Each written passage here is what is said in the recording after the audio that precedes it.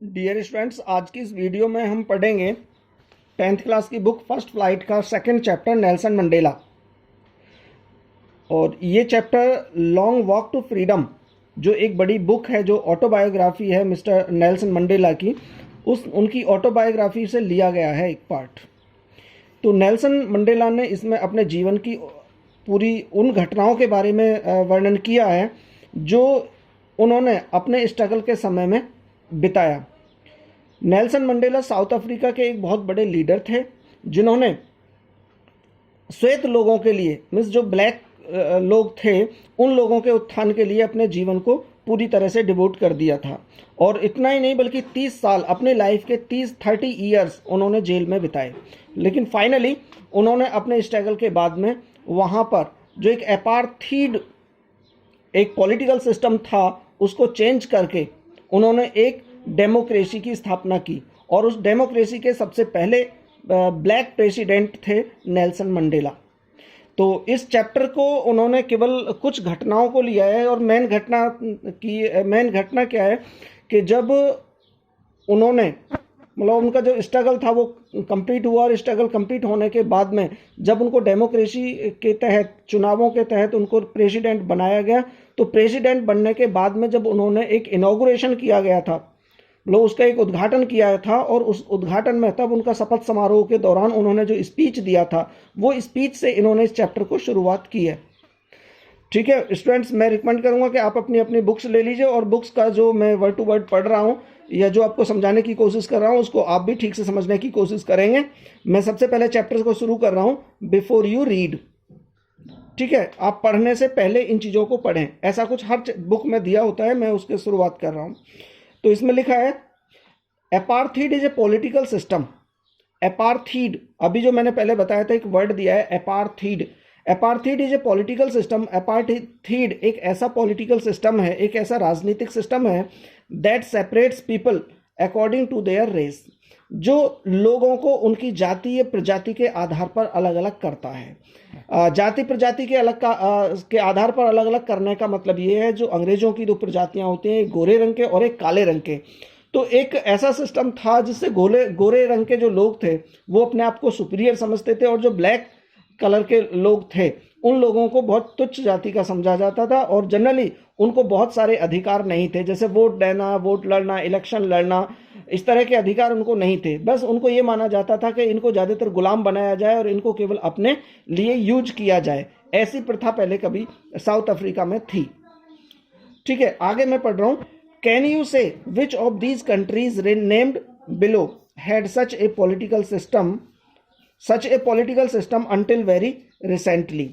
क्या आप बता सकते हैं कि जो नीचे 3 कंट्रीज दिए हुए हैं, उनमें से कौन से देश में अब तक, यानी बिल्कुल हाल ही तक, इस तरह का पॉलिटिकल सिस्टम यानी एपार्थीड सिस्टम लागू था? इसमें 3 नाम दिए हैं, north America, south Africa and third है ऑस्ट्रेलिया। तो इनमें क्या था, साउथ अफ्रीका में अभी तक था, जब तक कि नेल्सन मंडेला ने इसको खत्म नहीं कर दिया। आगे देखेंगे, have you heard of Nelson Mandela? क्या आपने नेल्सन मंडेला के बारे में सुना है?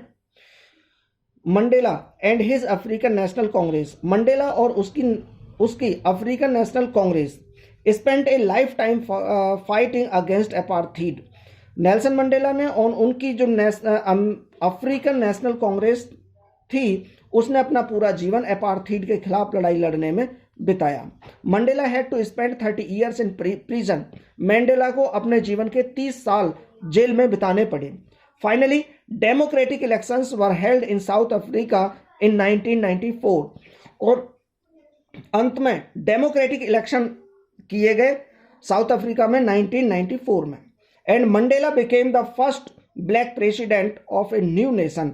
और नेल्सन मंडेला उस नए राष्ट्र का जो निर्माण किया था, उसके सबसे पहले ब्लैक प्रेसिडेंट बने थे। In this extract from his autobiography, उनकी autobiography Long Walk to Freedom में से जो यह एक्सट्रैक्ट दिया हुआ है, मैं बता दूं, एक्सट्रैक्ट का मतलब होता है किसी बड़ी बुक में से एक छोटा सा पार्ट ले लेना। जैसे कि ये लॉन्ग वॉक टू फ्रीडम में से ये चैप्टर लिया है, तो हम इसको कह सकते हैं दैट इज द एक्सट्रैक्ट। ठीक है, Mandela speaks about his historic occasions. Nelson Mandela अपने एक ऐतिहासिक अवसर का वर्णन करते हैं। द इनॉग्रेशन, और वह ऐतिहासिक घटना या ओकेजन कौन सा था? द इनॉग्रेशन, उद्घाटन। Can you gas what the occasion might be, क्या आप समझते हैं कि वो कौन सा अवसर रहा होगा? मैंने बता दिया आपको पहले ही कि कौन सा ओकेजन वो था। Check your guess with this news item from BBC of 10 May 1994, जो कि बीबीसी में 10 मई 1994 में बीबीसी की तरफ से ये चीज़ ये इसके बारे में जो एक्सप्लेनेशन थी वो आई थी। ठीक है, अब इसके बाद ये थोड़ा सा नेल्सन मंडेला के बारे में बताया गया है, लेकिन मैं आ रहा हूँ बिल्कुल चैप्टर, जो मेन चैप्टर है वहाँ पर।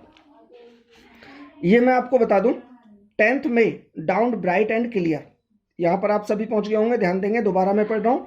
10 May dawned bright and clear, dawned का मतलब है दिन निकला, 10 मई का दिन क्लियर और ब्राइट निकला। For the past few days, पिछले कुछ दिनों से, I had been presently besieged by dignitaries and world leaders who were coming to pay their respects before the inauguration। यहाँ पर जो नेल्सन मंडेला ने कहनी शुरू किया है कि जो इनॉग्रेशन था जिस दिन, यानी 10 मई को जो इनॉग्रेशन था, डेमोक्रेसी का जो एक फंक्शन मनाया गया था, उससे कई दिन पहले तक जो बहुत संसार की पूरी डिग्निटरीज ही, बड़े हाई लेवल के जो लीडर्स थे, वो लोग मेरे पास रेस्पेक्ट देने के लिए आ रहे थे, तो मैं उनसे काफ़ी लंबे समय से घिरा हुआ रहा था, 4-5 दिन से पिछले। The inauguration would be the largest gathering ever of international leaders on South African soil. जो इनॉग्रेशन था, जो उद्घाटन का समय था, वो साउथ अफ्रीका की धरती पर इंटरनेशनल लीडर्स का सबसे बड़ी गैदरिंग थी। आगे देखेंगे।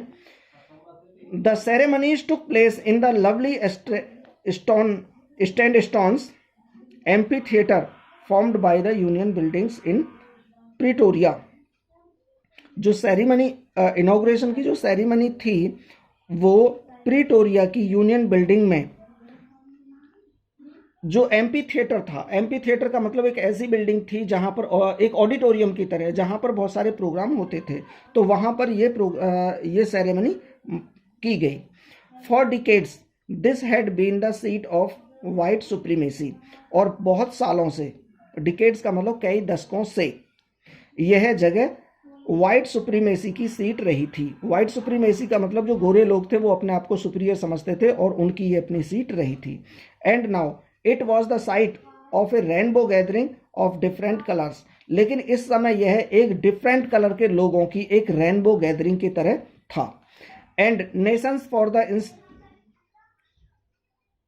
Installation of south Africa's first democratic non racial government. दोबारा देखेंगे इसको। It was the site of rainbow gathering of different colours and Nations for the installation of south Africa's first democracy non racial government. हाँ, मतलब ये जो gathering थी, ये different colour के लोगों की थी और डिफरेंट अलग अलग राष्ट्र से आए हुए लोगों की थी, जो कि साउथ अफ्रीका में जो नई एक डेमोक्रेसी इम्प्लीमेंट होने जा रही थी, जो रेशियल नॉन रेशियल गवर्नमेंट स्थापित होने जा रही थी, ये उसके लिए वहाँ पर बहुत बड़ी गैदरिंग थी। ठीक है, आगे देखें। On that lovely autumn day, और उस लवली ऑटम के दिन पर, I was accompanied by my daughter Zenani, उस समय मैं अपनी पुत्री जैनानी के साथ वहाँ पर आया। ऑन द पोडियम, और पोडियम पर, mister de Klerk was first sworn in as second deputy president, और वहाँ पर पोडियम पर सबसे पहले एमडी क्लार्क ने एक सेकेंड डिप्टी प्रेसिडेंट के रूप में शपथ ग्रहण की। Then Thabo Mbeki was sworn as the first deputy president, और उनके बाद थाम्बो बेकी ने फर्स्ट डिप्टी प्रेसिडेंट के रूप में शपथ ली। When it was my turn, और जब यह मेरी बारी थी, I pledged to obey and uphold the constitution, मैंने कॉन्स्टिट्यूशन का समर्थन करने और उसका हमेशा पालन करने की शपथ ली। And to devote myself to the well-being of the republic and its people, और मैंने अपने आप को उस गणतंत्र और उसके लोगों के लिए की भलाई के लिए अपने आप को समर्पित करने के लिए भी शपथ ली।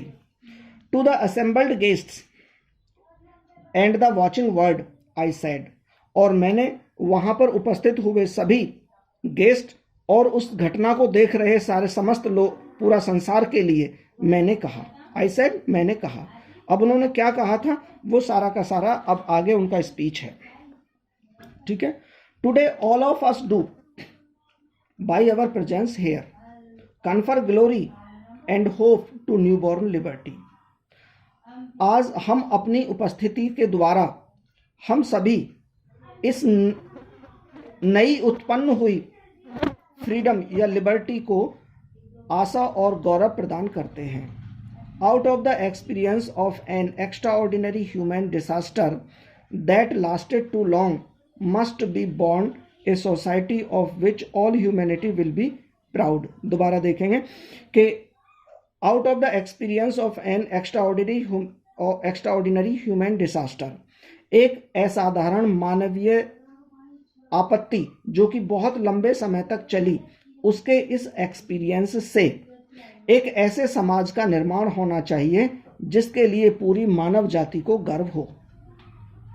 We who were outlaws not so long ago, हम जो कि अभी तक का मतलब हाल ही तक, यानी इसमें दिया हुआ नॉट सो लॉन्ग एगो का मतलब बहुत लंबे समय से नहीं, मतलब बहुत लंबे समय पहले नहीं, बल्कि हाल ही में, हाल ही तक हम जो आउटलॉज रहे हैं।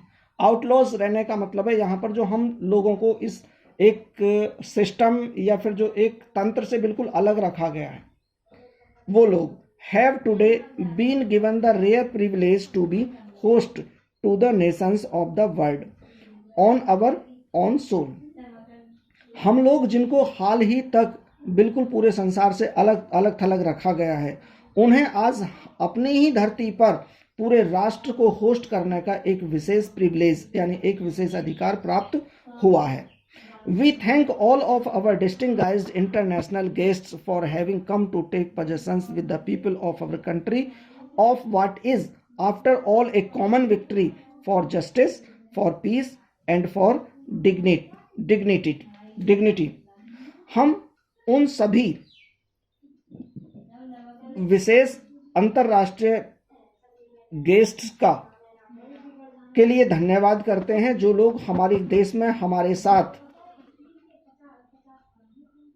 एक कॉमन विक्ट्री फॉर जस्टिस यानी न्याय के लिए जो विक्ट्री रही है, शांति के लिए एक विक्ट्री रही है, और ह्यूमन डिग्निटी के लिए जो विक्ट्री रही है, यानी जो हमारी डेमोक्रेसी बनी है, उसके लिए जो सभी लोग वहां पर हिस्सा लेने के लिए आए हैं, अधिकार लेने के लिए आए हैं, उनके लिए हम उन सबका धन्यवाद करते हैं। We have at last achieved our political emancipation. Finally यानी अंत में हमने अपनी पॉलिटिकल आज़ादी हासिल कर ली है। We place our selves to liberate all our people from the continuing bondage of poverty, deprivation, suffering, gender and other discriminations. और हम अपने लोगों की गरीबी, अभाव, कष्ट और जेंडर तथा अन्य डिस्क्रिमिनेशंस के आधार पर जो बॉन्डेज हैं, जो बंधन हैं, उनसे मुक्त करने के लिए हम प्लेस लेते हैं, हम शपथ लेते हैं। Never never and never again shall it be that this beautiful land will again experience the oppression of one by another. वो अंत में कहते हैं कि ऐसा अब आगे कभी नहीं होगा कि यह सुंदर धरती कभी भी ऐसा अनुभव करेगी कि एक तरह का व्यक्ति दूसरे व्यक्ति को ऑप्रेस करेगा, यानी एक व्यक्ति के द्वारा दूसरे व्यक्ति पर किए गए अत्याचार का अनुभव अब यह धरती कभी नहीं करेगी। ऐसा क्यों कहते हैं?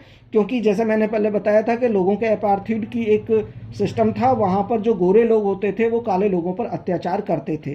तो उन्होंने इस चीज़ की खुशी जताते हुए कहा है कि आने वाले समय में ऐसा कभी अनुभव नहीं होगा कि एक तरह के लोग दूसरे तरह के लोगों पर अत्याचार करेंगे।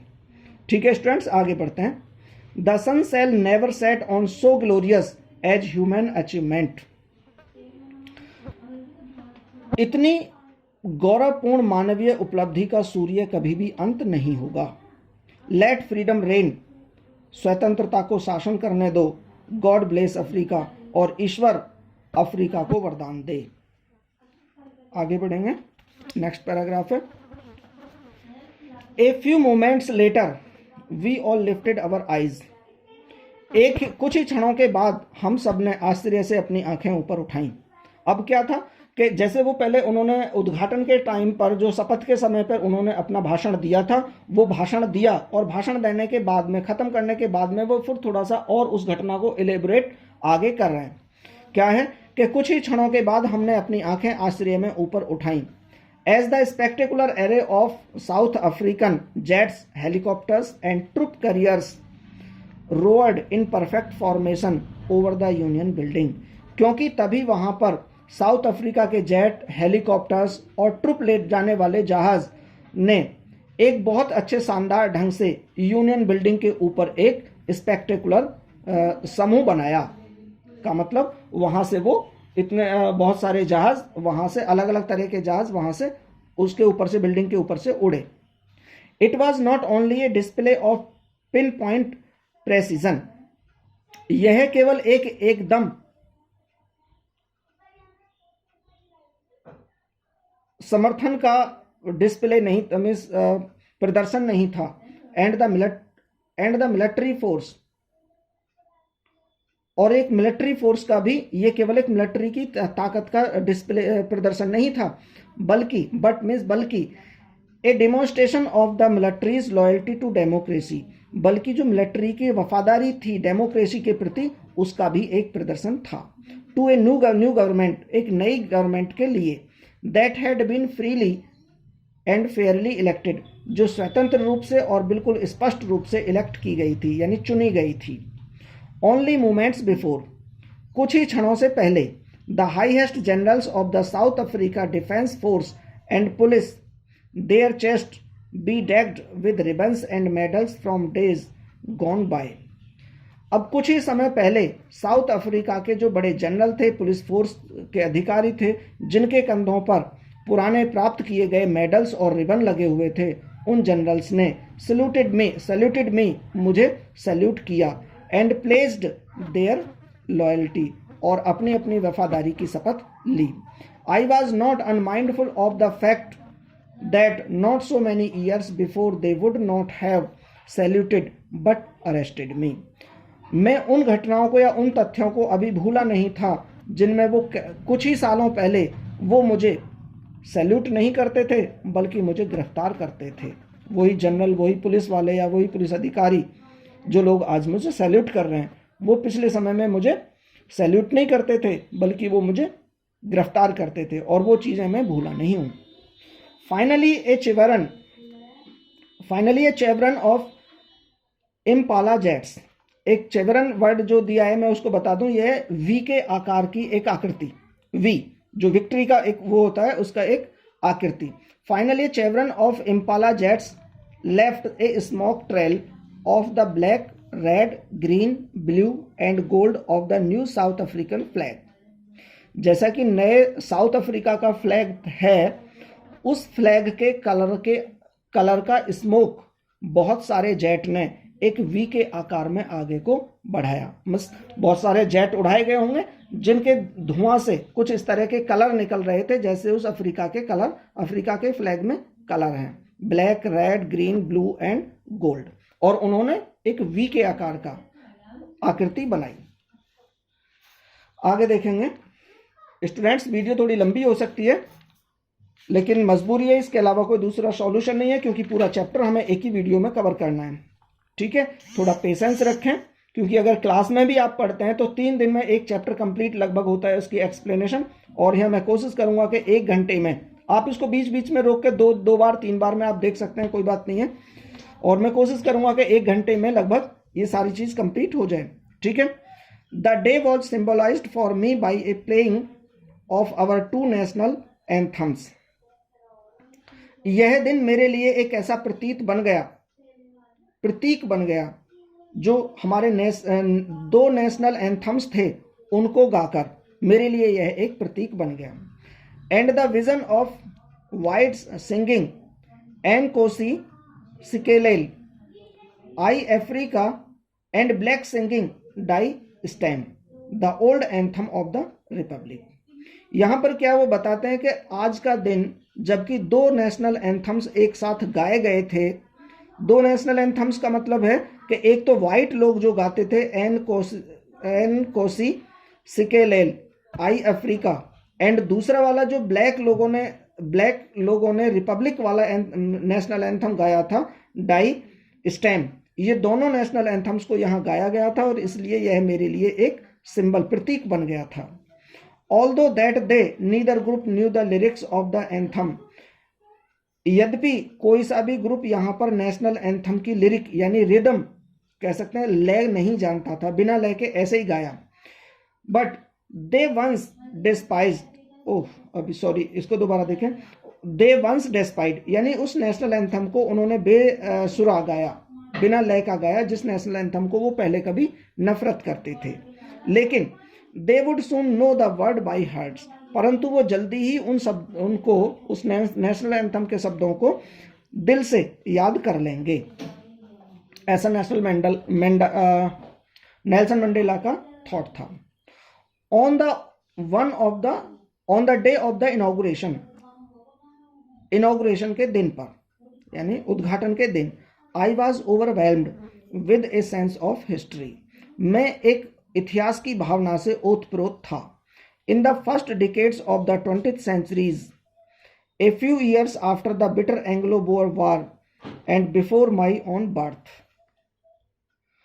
20th century के पहले दशक में, पहले दशक का मतलब वो और बताता है कि जब एंग्लो बोआ वार हुआ था उससे कुछ साल पहले, और फिर उसी चीज को इंगित करता है कि अर्थात मेरे जन्म से भी पहले।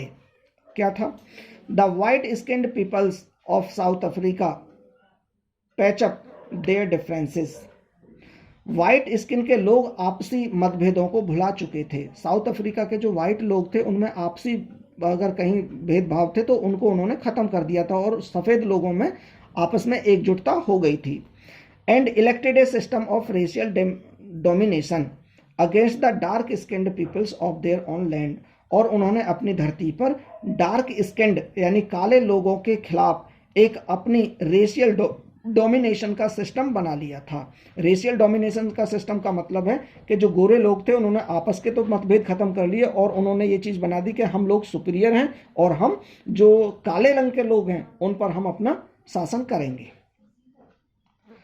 The structure they created formed the basis of one of the harshest most inhuman society the world has ever known, और जो स्ट्रक्चर उन्होंने तैयार किया था उस स्ट्रक्चर ने सबसे ज़्यादा कठोर और मोस्ट अमानवीय समाज और एक ऐसे संसार का एक ऐसे समाज का निर्माण, एक ऐसे गलत समाज का निर्माण किया जो इस संसार ने अभी तक नहीं देखा था। Now in the last decade of the 20th century, और अब 20वीं शताब्दी के लगभग अंतिम दशक में, and my own 8th decade as a man, और एक मनुष्य के रूप में मेरे 8वें दशक में, मेरे 8वें दशक में का मतलब है उसके 80वें साल के आसपास कर, जैसे एक पहला 10 साल का जो समय था उसका 10 साल की एज हुई तो पहला दशक हो गया, फिर उसके बाद 20 साल की हुई दूसरा दशक हो गया, तो जैसे 80 साल के आसपास तक पहुंचने वाला था तो जो उसका 8वां दशक था उसमें that system had been overturned for ever, अब उस सिस्टम को जो पहला वाला सिस्टम था उसको अब हमेशा हमेशा के लिए बदल दिया गया था। एंड रिप्लेस्ड बाय वन, और ऐसे में बदल दिया गया था that recognise the rights and freedom of all peoples regardless of all colour of their skin, जो कि सभी लोगों के लिए एक फ्रीडम और अधिकारों की मान्यता देता था, बिना किसी स्किन कलर के हिसाब से और बिना किसी रेशियल भेदभाव के। ठीक है। That day had come about through the unimaginable sacrifices of thousands of my people. अब वो आगे थोड़ा और बताते हैं उन लोगों के बारे में जिन लोगों ने इस चीज के लिए योगदान दिया है। वो कहते हैं कि यह दिन मेरे हजारों लोगों के अकल्पनीय बलिदान के द्वारा आया था, मतलब मुझसे पहले बहुत सारे लोगों ने बलिदान दिया था।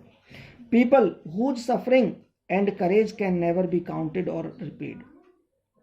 और ऐसे लोगों के बलिदान के द्वारा आया था जिनके कष्टों को और उनके साहस को काउंट नहीं किया जा सकता और उनके बलिदान की कीमत भी नहीं चुकाई जा सकती।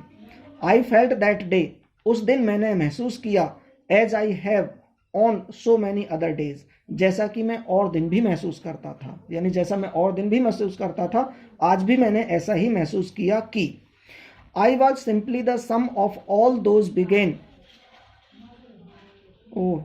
All those African patriots who had gone before मी।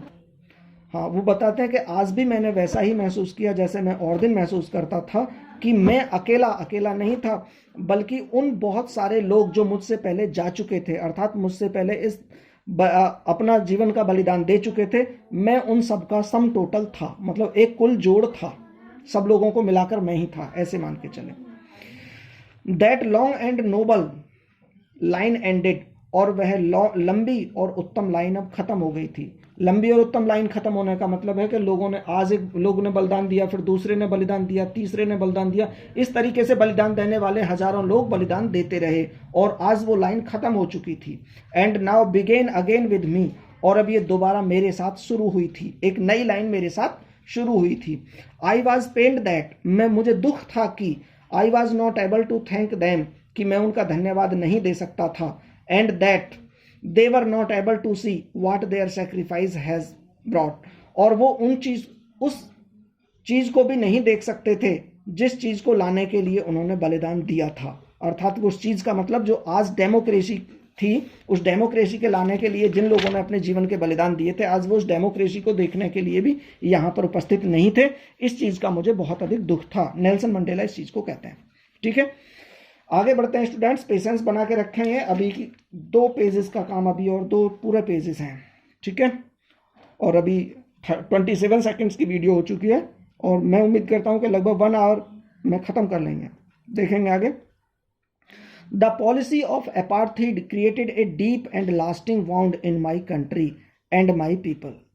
जो अपार्थाइड की एक पॉलिसी थी, उसने मेरे देश और मेरे देशवासियों में बहुत समय तक चलने वाले घाव उसने दिए। All of us will spend many years, हम में से बहुत सारे लोगों ने all of us will spend many years, हम सब बहुत लंबे कई सालें बिताएंगे। इवन नॉट जनरेशंस, यदि पीढ़ियां नहीं तो सालों तो बिताएंगे। Recovering from that profound hurt, इस बहुत गहरे घाव को भरने के लिए हमें कई सालों, अगर कई जनरेशन नहीं तो कम से कम कई सालें जरूर लग जाएंगी। But the decades of operation and the brutally and had another unintended effect, परंतु इस ऑपरेशन यानी अत्याचार और क्रूरता की बहुत लंबे जो डिकेड्स रहे हैं, उनका एक अलग से भी प्रभाव था। यानी बहुत ज़्यादा जो अत्याचार हुए, ब्रूटलिटी हुई, उसके बहुत एक दूसरा प्रभाव भी था। एंड दैट वॉज दैट, और वो ये था कि it produced the Oliver Tambos, the Walter Sissulus, the Chief Luthulis, the Yusuf Badous, the Bram Fishers, the Robert Sobukways of our time, कि इस अत्याचार ने ही, इस ब्रूटलिटी ने ही इन लोगों का जन्म दिया, अर्थात उसने ऐसे महान व्यक्तित्व बना दिए। मैन ऑफ सच एक्स्ट्राऑर्डिनरी करेज, और वो इतने एक्स्ट्राऑर्डिनरी करेज वाले मनुष्य थे। विजडम, बुद्धि वाले व्यक्ति थे। एंड जेनरसिटी, उदारता वाले व्यक्ति थे। That their like may never be known again, कि उनके जैसे समान महान लोग फिर कभी शायद नहीं मिल पाएंगे। Perhaps it require such depth of oppression to create such heights of character, शायद इतनी गहरी अत्याचार आवश्यक थे इतने ऊंचे चरित्र को पैदा करने के लिए। My country is rich in the minerals and James that light beneath it's soil, मेरा देश मिनरल्स में और जवाहरातों में बहुत धनी है जो उसके मिट्टी में दबे हुए हैं। But I have always known that it's greatest wealth is it's people, परंतु मैं जानता हूं कि इसका सबसे बड़ा धन, मेरे देश का सबसे बड़ा धन मेरे देश के लोग हैं। And truer than the purest diamond, और जो सबसे ज़्यादा साफ, स्वच्छ और प्योर ओरिजिनल डायमंड है, वो लोग उस ओरिजिनल डायमंड से भी अधिक प्योर और महान हैं। It is from these comrades in the struggle that I learn the meaning of courage. In comrades यानी इन साथियों से ही, स्ट्रगल में, संघर्ष के दौरान इन साथियों से ही मैंने इस तरह का साहस, यानी साहस का मतलब समझ पाया। टाइम एंड अगेन, समय समय पर, आई have seen man and women risk and they give their lives for an idea. मैंने समय समय पर बहुत सारे आदमी और स्त्रियों को अपने जीवन का रिस्क उठाते हुए देखा है और एक आइडिया के लिए अपने जीवन को देते हुए भी मैंने देखा है। I have seen man stand up to attacks and tortures without breaking, showing a strength and resilience that defies the imagination। मैंने मनुष्य को अटैक और टॉर्चर्स के खिलाफ खड़े हुए देखा है, बिना टूटे हुए, अपनी ताकत को दिखाते हुए और अपना एक दृढ़ता को दिखाते हुए, जो कि कल्पनाओं से भी परे है।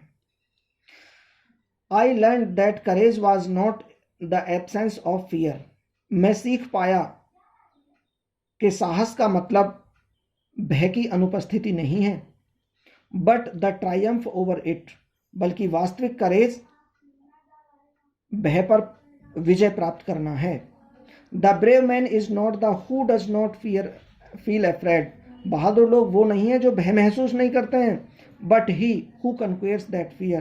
परंतु बहादुर लोग वो होते हैं जो भय को भले ही वो महसूस करें, लेकिन उस भय पर विजय प्राप्त कर लें, वो लोग बहादुर कहलाते हैं। आगे देखेंगे, no one is born hating another person because of the colour of his skin. कोई भी व्यक्ति के स्किन के कलर के आधार पर किसी व्यक्ति को नफरत करने की भावना को लेकर पैदा नहीं होता, और हिज बैकग्राउंड, और उसके बैकग्राउंड के प्रति उसको नफरत करने के लिए भावना लेकर पैदा नहीं होता, और हिज रिलीजन, और रिलीजन के आधार पर। वो कहना चाहते हैं कि कोई भी व्यक्ति किसी व्यक्ति के स्किन, उसके बैकग्राउंड या उसके रिलीजन के आधार पर किसी दूसरे व्यक्ति को नफरत करने की भावना लेकर पैदा नहीं होता। People must learn to hate. लोग यहाँ पर घृणा करना सीखते हैं। And if they can learn to hate, और यदि वो नफरत करना सीख सकते हैं, they can be taught to love, तो उन्हें प्यार करना भी सिखाया जा सकता है। For love comes more naturally to the human heart than opposite. क्योंकि मनुष्य हृदय से प्यार नफरत के मुकाबले अधिक स्वाभाविक रूप से आता है। यानी जितने स्वाभाविक रूप से नफरत करना सीख सकते हैं, उससे भी अधिक व्यवहारिक रूप से और सरलता से प्यार करना हम सीख सकते हैं। Even in the grimmest lines in prison, grimmest times, यानी सबसे अधिक दुखद भरे समय में, सबसे अधिक जो टॉर्चर भरा समय था प्रिजन में, कैद खाने में, when my comrades and I were pushed to our limits, जब मेरे साथियों को और मुझको बिल्कुल एक हद तक टॉर्चर किया जाता था, उस समय I would see a glimmer of humanity in one of the guards। उस समय में भी जो वहां पर सुरक्षाकर्मी थे, उनमें से एक व्यक्ति के चेहरे पर मैं वह मानवता की झलक देखता था। Perhaps just for a second, शायद केवल एक सेकंड के लिए ही वो झलक उसके चेहरे पर आती थी। But it was enough to resume me, परंतु यह मुझे दोबारा एहसास दिलाती थी। एंड कीप मी गोइंग, और मुझे आगे चलने के लिए प्रेरणा देती थी या मुझे आगे चलाए रखती थी। Man's goodness is the flame, मनुष्य की अच्छाई एक ऐसी ज्वाला है, दैट कैन बी हिडन, जिसे छुपाया जा सकता है, बट नेवर एक्सटिंग्विश्ड, परंतु उसे कभी भी बुझाया नहीं जा सकता। आगे देखेंगे स्टूडेंट्स, नया पैराग्राफ मैं शुरू कर रहा हूं। इन लाइफ, जीवन में, every man has twin obligations, प्रत्येक व्यक्ति दो तरह की जिम्मेदारियां रखता है, दो एक जैसी जिम्मेदारियां रखता है। ऑब्लिगेशंस कौन कौन सी हैं? इंपॉर्टेंट क्वेश्चंस है, कभी कभी ये क्वेश्चन बहुत ज्यादा आ जाता है बोर्ड में कि what are two obligations for a man, तो ये इंपॉर्टेंट क्वेश्चन भी है यहाँ पर जिसका आंसर यहाँ निकलता है। In life every man has twin obligations, इन जीवन में प्रत्येक व्यक्ति दो तरह की जिम्मेदारियां रखता है। एक होती है ऑब्लिगेशन टू हिज फैमिली, अपने परिवार के प्रति जिम्मेदारी, टू हिज पेरेंट्स, अपने माता पिता के प्रति जिम्मेदारी, to his wife and children, अपनी पत्नी और बच्चों के प्रति जिम्मेदारी। ये एक तरह की जिम्मेदारी यहाँ पर नेल्सन मंडेला ने बताई है। And he has an obligation to his people, और दूसरी जिम्मेदारी बताइए कि वह अपने लोगों के लिए एक जिम्मेदारी रखता है, अपने लोगों के लिए। आगे हिज कम्युनिटी, अपने समुदाय की जिम्मेदारी रखता है। हिज कंट्री, अपने देश की जिम्मेदारी रखता है। मतलब एक तो होगी उसकी परिवार की जिम्मेदारी और दूसरी होगी अपने लोग और अपने देश की जिम्मेदारी। ये दो ऑब्लिगेशंस उसने बताए। In a civil and the human society, एक सभ्य और मानवीय समाज में, each man is able to fulfil those obligations according to his own inclination and abilities. प्रत्येक व्यक्ति अपने समाज में इस तरह की अपने इंटरेस्ट और अपनी योग्यताओं के आधार पर इन दोनों ऑब्लिगेशंस को पूरा करने के लिए योग्य होता है। But in a country like South Africa, परंतु अफ्रीका जैसे देश में, it was almost impossible for a man of my birth and colour to fulfil both of these obligations. परंतु साउथ अफ्रीका जैसे देश में, एक ऐसी जगह पर जैसी जगह पर मैं पैदा हुआ था, एक ऐसे कलर के लोगों के बीच जैसे कलर के लोगों के बीच मैं पैदा हुआ था, उनमें दोनों ऑब्लिगेशंस को पूरा करना असंभव था। इन साउथ अफ्रीका में, a man of colour who attempted to live as a human being was punished and isolated.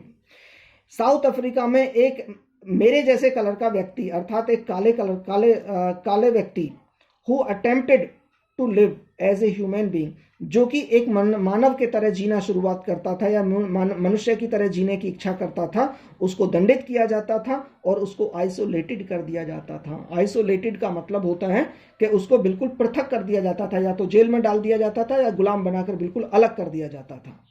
In South Africa, a man who tried to fulfil his duty to his people.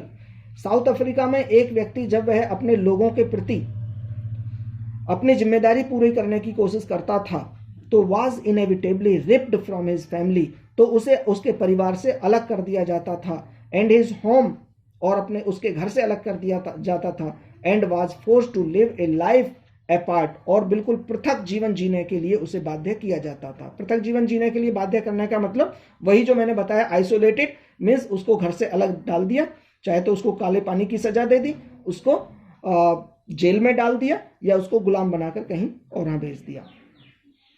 A twilight experience of secrecy and rebellion, एक गुप्त और विद्रोह का एक बिल्कुल धुंधला सा अनुभव। I did not the beginning choose to place my people above my family. दोबारा देखें इसे, I did not in the beginning choose to place my people above my family. प्रारंभ में मैंने अपने लोगों का मतलब अपने समुदाय के लोगों को अपने परिवार से ऊपर नहीं रखा, का मतलब सबसे ज्यादा महत्व मैं अपने परिवार को देता था, अपने लोगों को नहीं देता था शुरू में। But in the attempting to serve my people, परंतु अपने लोगों को यानी अपने समुदाय के लोगों की सेवा करने के प्रयास में, आई फाउंड दैट, मैंने पाया कि I was prevented from fulfilling my obligations as a son, a brother, a father and a husband. मैंने पाया कि मुझे एक बेटे के रूप में, एक भाई के रूप में, एक पिता के रूप में, एक पति के रूप में अपने ऑब्लिगेशंस, अपनी जिम्मेदारियों को पूरा करने के लिए मुझे रोका गया, यानी मुझे वो ऑब्लिगेशंस पूरे करने के लिए स्वतंत्रता नहीं थी। I was not born with a hunger to be free, मैं स्वतंत्रता की भूख लेकर पैदा नहीं हुआ था। आई वॉज बॉर्न फ्री, मैं स्वतंत्र ही था। वो ऐसा मानता है कि जब मैं पैदा हुआ तो मुझे लगता था, मतलब मेरे बचपन में मुझे लगता था कि मैं स्वतंत्र था। Free in every way that I could know, मैं बचपन में उन सारी चीज़ों के लिए स्वतंत्र था जिनको मैं जानता था। अब किन किन चीज़ों के लिए वो अपने आप में स्वतंत्र महसूस करता था? Free to run in the fields near my mother's hut, अपनी माँ की झोंपड़ी के पास खेतों में खूब इधर उधर दौड़ने के लिए स्वतंत्र था। Free to swim in the clear stream, एक साफ स्वच्छ नदी में नहाने के लिए, तैरने के लिए मैं स्वतंत्र था। That run through my village, जो मेरे गांव से होकर जाती थी वह नदी। Free to roast meals under the stars, खुले आसमान में यानी तारों के नीचे मुझे अपना भोजन भूनने की स्वतंत्रता थी। And ride the broad backs of the slow moving bull, और धीरे धीरे चलने वाले जो बुल होते थे, सांड होते थे, उनके चौड़ी कमर पर सवारी करने की मुझे स्वतंत्रता थी। But as long as I obeyed my father, और जब तक मुझे स्वतंत्रता थी जब तक मैं अपने पिता की आज्ञा का पालन करता था।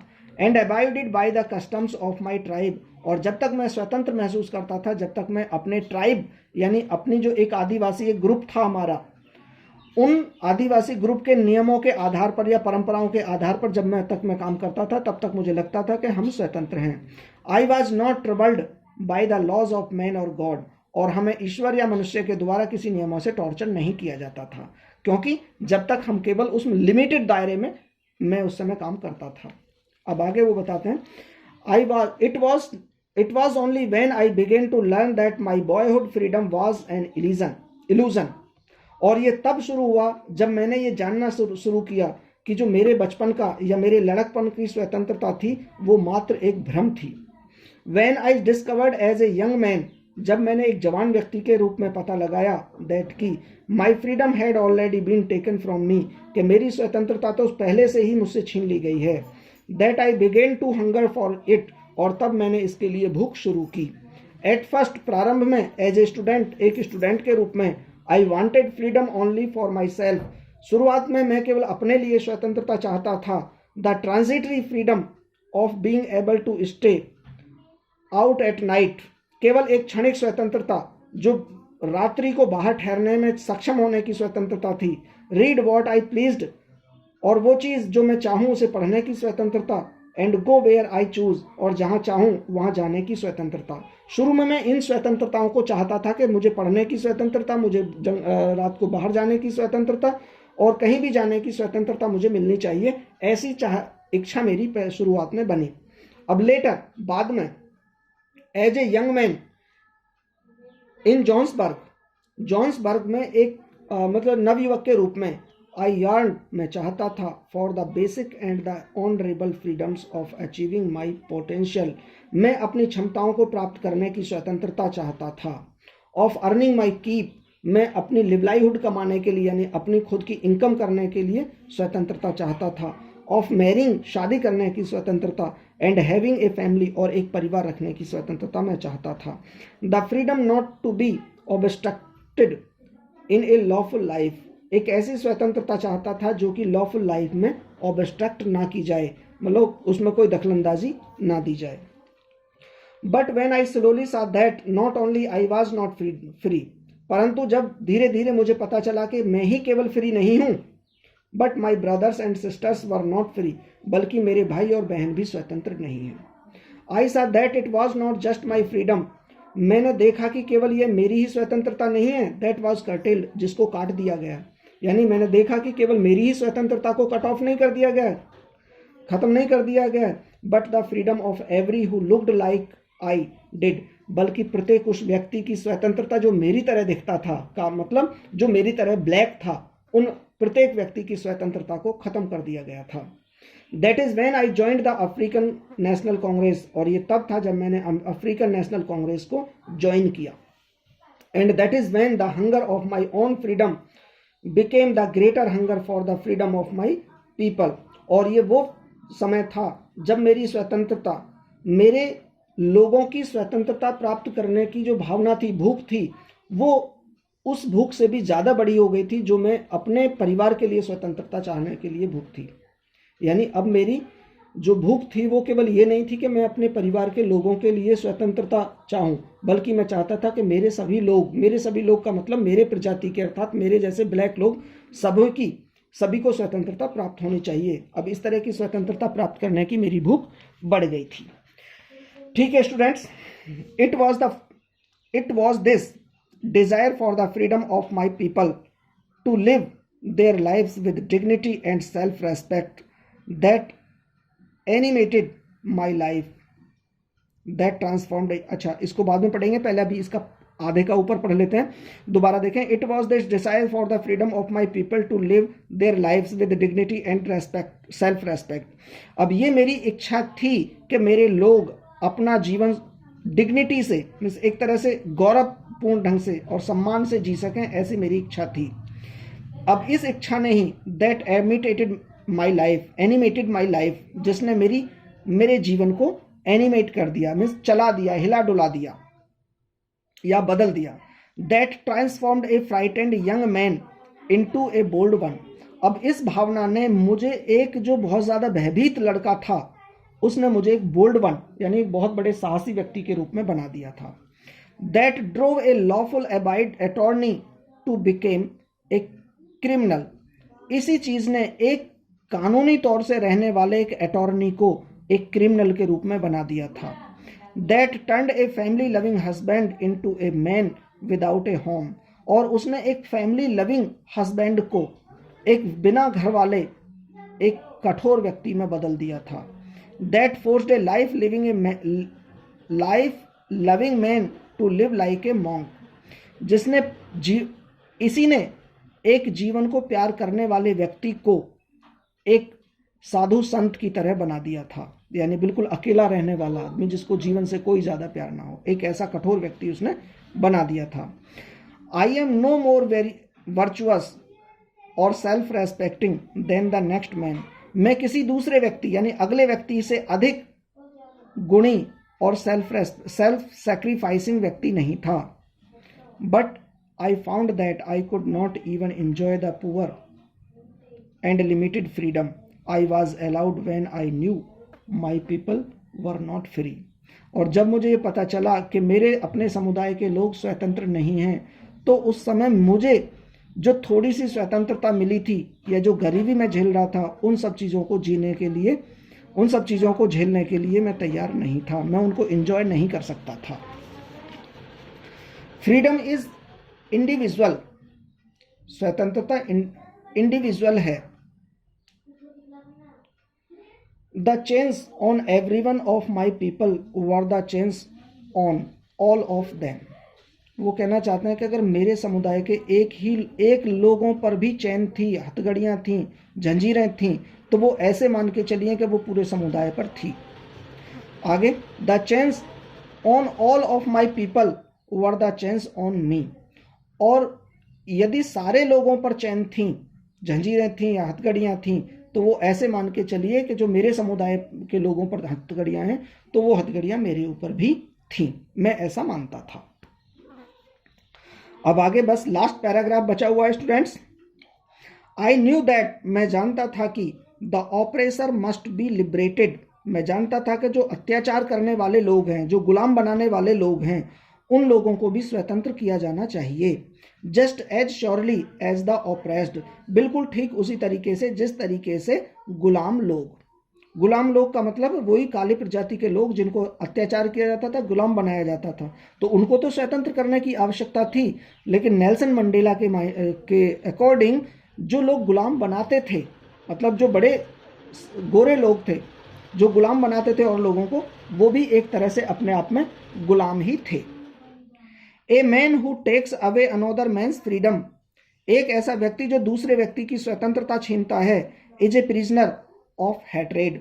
तो वह भी घृणा की कैद में है। घृणा, नफरत की कैद में वो भी है। He is locked behind the bars of prejudice and narrow mindedness. और वह व्यक्ति भी प्रेजुडाइज का मतलब होता है अपने आप को दूसरे से सुपीरियर मानने की भावना रखना, यानी अपना सुपर और दूसरा तुच्छ, इस तरह की जो भावना प्रेजुडाइज थी वो। और नैरो माइंडेडनेस का मतलब एक संकीर्ण मानसिकता की सलाखों के पीछे हैं। मतलब जो लोग दूसरों को सताते हैं, दूसरों को गुलाम बनाते हैं, वो भी क्या है कि वो भी प्रेजुडाइज और अपने संकीर्ण मानसिकता की बारों के सलाखों के पीछे एक तरह से कैद में हैं। आई am not truly free if I am taking away someone else freedom. यदि मैं किसी व्यक्ति की स्वतंत्रता को छीनता हूं तो मैं भी वास्तव में स्वतंत्र नहीं हूं। Just as surely as I am not free when my freedom is taken from me. ठीक इसी तरीके से जिस तरीके से जब मेरी स्वतंत्रता छीनी जाती है तो मैं स्वतंत्र नहीं होता हूँ, ठीक उसी तरीके से यदि मैं दूसरे की स्वतंत्रता छीनता हूँ तो भी मैं स्वतंत्र नहीं हूँ। The oppressed and the oppressor alike are robbed of their humanity. Oppressed भी यानी जिन पर अत्याचार हो रहे हैं वो भी, और ऑप्रेसर्स और जो लोग अत्याचार कर रहे हैं, वो दोनों ही लोगों की मानवता छीन ली गई है। का मतलब उन दोनों के अंदर मानवता नहीं रह गई है, क्योंकि वो जो गुलाम बनाए हैं वो तो एक मानव की तरह जीवन नहीं जी रहे हैं, लेकिन जो लोग दूसरों को गुलाम बना रहे हैं उन लोगों के अंदर भी मानवता नहीं है, उन्हें भी स्वतंत्रता की आवश्यकता है। That was the explanation of this chapter Nelson Mandela. ठीक है स्टूडेंट्स, और उम्मीद करता हूं कि आपको ये चीज़ें समझ आई होंगी, और एक बार फिर से अगर आप इसको चाहेंगे तो एक बार फिर से आप देख लेंगे, और फिर भी कोई प्रॉब्लम आती है तो आप मुझसे डिस्कस कर लेंगे। ठीक है, गुड बाय, टेक केयर।